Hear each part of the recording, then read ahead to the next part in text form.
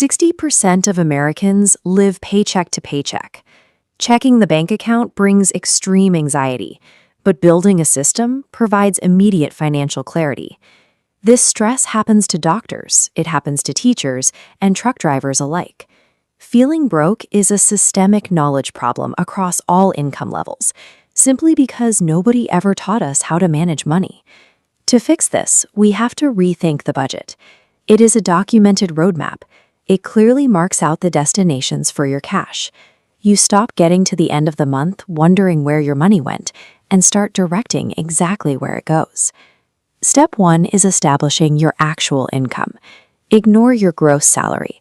Your starting number is your take-home pay, the actual dollars deposited in your bank account after taxes. Next, pull up last month's bank and credit card statements to observe your real spending habits. The goal right now is just to look at the numbers without judgment. We sort this spending into two distinct buckets. Fixed expenses are mandatory bills costing the same amount every month, like rent, insurance, and car payments. Variable expenses are lifestyle costs that fluctuate month to month, like groceries, gas, entertainment, and dining out. Add both of these columns together. Then compare your total spending against your net income to establish your current baseline. If your spending is higher than your income, that negative balance is completely normal.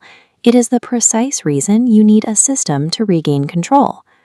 This pie chart represents the 50-30-20 rule. It is the most effective foundational strategy for beginners to categorize their funds. Half of your take-home pay is allocated strictly for needs. These are non-negotiable costs: rent, utilities, basic groceries, and minimum debt payments. 30% goes toward your wants. A sustainable budget includes funds for enjoyment, so you designate specific amounts for subscriptions, dining out, and hobbies. The final 20% creates your future security. This money is targeted directly at building savings and aggressively paying down debt faster than monthly minimums.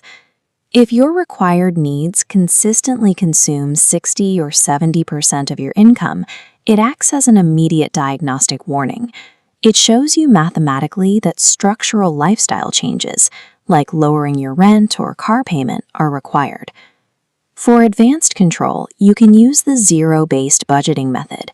Here, every single dollar of your income is explicitly assigned a job, like rent or savings, before the month begins until your unassigned cash equals exactly zero. The 50-30-20 rule provides broad, easy flexibility.